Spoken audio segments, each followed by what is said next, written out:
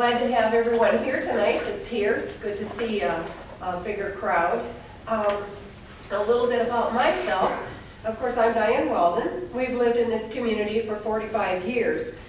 I grew up on a farm in central Iowa, which was Blairsburg, Iowa. So I know what it's like to come from a farm background and strong Iowa roots background. I graduated from Northeast Hamilton at Blairsburg, and then I went on to receive my nursing degree from Marshalltown Area Community College in Marshalltown. And I've been married to my husband Ron for 45 years, and we have been here for 45 years. And all but 6 months of that time, we have owned our own home. We raised 3 children here, and they all have college educations. And I have 2 of the most beautiful, awesome grandchildren you'd ever want to see. I'm glad to show them all. With my nursing career, I worked at the hospital for 21 years. I was assistant acute care supervisor and supervisor back in the OB/GYN department at the hospital. And then I worked at Franklin County Public Health for 15 years, took some years off, and now I'm back into the Hampton-Dumont School District as school nurse. And we have an awesome school here in Hampton. I can say that with a surety because I'm not on the outside looking in. I'm on the inside looking out. And those teachers in every grade that my kids had really established a good educational background in them, gave them the jump start for the rest of their life. So I like to thank the Hampton School District for that. Also, during my nursing career, besides doing my nursing profession, I helped my husband with his body shop that he owned for 25 years. I should say that we co-owned together, but he may frown on that and say, you know, he did more than I did, but whatever. Why am I running for mayor? It's a very straightforward reason. I've lived here for 45 years. I love this community. Even before we lived here, though, my roots go back further, as we did my father's family reunions here in town, out at either Harriman's Park or Beads Lake. And I remember Beads Lake having a great swimming area with a diving board, fresh, clean, beautiful water. And Ron and I swam there a lot during our dating years too, when we're both outdoor people. And then at Harriman's Park, I remember there being a swimming pool there at Harriman's Park. So I think Hampton deserves the best city government. And I have shown proven positive leadership in the 8 years in which I was mayor of this fine town. My service to the community will be my priority. I will listen to the concerns and will always actively seek to build consensus and bring our community together on issues important to the future of Hampton, all without any personal agendas. And when I was in office, I was the one who started the mayor listening post. And I held that 1 day a week over the noon hour, thinking that would probably be the most logical time that people would be able to get there. And it was people's choice whether they wanted to come or not, but I was there to listen to their concerns.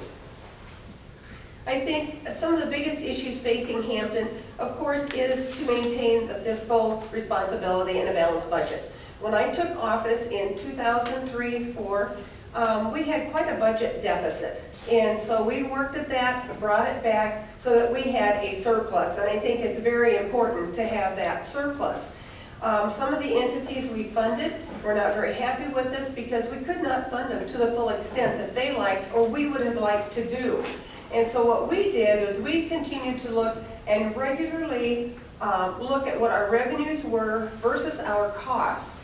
And that's what we went from, the standard that we went on, so that we could balance our budget and yet have a surplus. I compare it to my own budget at home, where I don't want to spend every dime I have and an emergent issue comes up and we have nothing in the bank to pay for that. So we turned that around and we got surplus going. Now, with the talk, and this is going to happen, there will be a rollback on commercial property tax. And they've also created a new mandate where there will be a difference in the tax assessment to nursing homes, assisted livings, and the multiple occupied residential properties. And all of this is going to be a big impact on the city. So we're going to have to be cognizant of the ways that we spend our money, continuing to analyze what our revenues are versus what our expenditures are so that we can have efficient spending. And of course, this can be further accomplished by engaging our city staff, council members, and citizens in the community. I don't tend to be a micromanager. That's why we have Ron Dunt there. However, what he develops and comes up with in the budgeting process has to be approved by myself as mayor and the council members. He does a great job. And of course, maintenance of infrastructure is critical. We will have that new wastewater plant. That was started before I ever left office. And so we will have that. We were very proactive in slightly raising our sewer water rates so that we could have some money ahead and could show the people that we were applying for the iJobs grant. And it made it much more attractive to them in us getting the grant that we had been proactive in getting money to put toward the wastewater plant.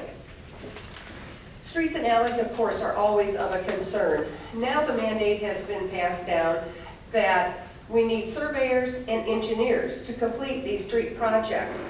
And of course, what does that do to our budget? It cuts it back quite a bit because they have to be paid for too. So it's going to make a big difference in what our road use tax, the amount of money we're going to have to fix streets and alleys.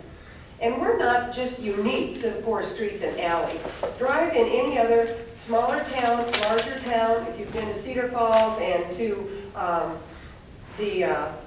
not Crossroad Mall, the other one, College Square. That street is just in horrible shape.